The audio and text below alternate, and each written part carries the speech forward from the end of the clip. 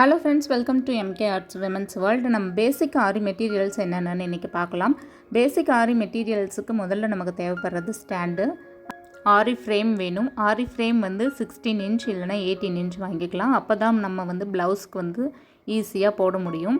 அதை விட சின்னதாக வாங்கணும் அப்படின்னா ப்ளவுஸ் வந்து போடுறது ரொம்ப கஷ்டங்க.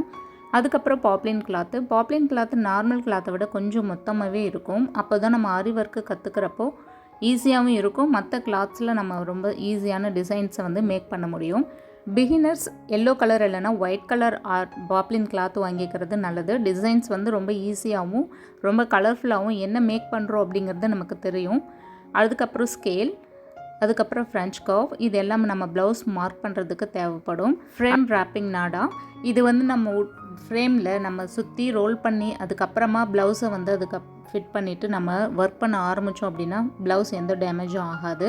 பென் மார்க் பண்ணுறதுக்கு கண்டிப்பாக தேவைப்படும். மெட்டீரியல்ஸ் எழுதுறதுக்கு கட்டர் ப்ளஸ் சிசர் ரெண்டுமே நான் வச்சுருக்கேன். ரெண்டுமே அப்பப்போ தேவைப்படுங்க.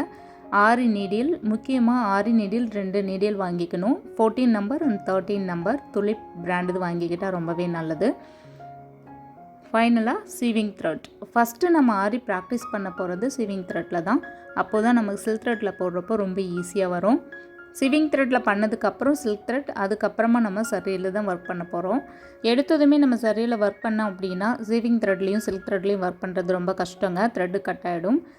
அதுக்கப்புறம் ஃபேப்ரிக், அப்புறம் மெஷர்மெண்ட் டேப், மார்க்கர் இதெல்லாம் வச்சுருக்கேன். பேசிக் மெட்டீரியல்ஸ் இவ்வளோ தாங்க. ஆரி கற்றுக்கிறது ரொம்பவே ஈஸியான ஒரு விஷயம். இன்ட்ரெஸ்ட் இருந்தால் போதும் நமக்கு ஆரி கற்றுக்கலாம். ராப்பிங் நாடா வச்சு ஃப்ரேமில் எப்படி ஃபோல்ட் பண்ணுறது அப்படிங்கிறதும், அயன் ஸ்டாண்டு எப்படி ஃபிட் பண்ணுறது அப்படிங்கிறதும் சேனலில் வீடியோஸ் கொடுத்துருக்கேன், செக் பண்ணி பாருங்கள். ஃபர்தர் ஆரி டீட்டெயிலுக்கு என்னோடய சேனல் சப்ஸ்கிரைப் பண்ணி பாருங்கள்.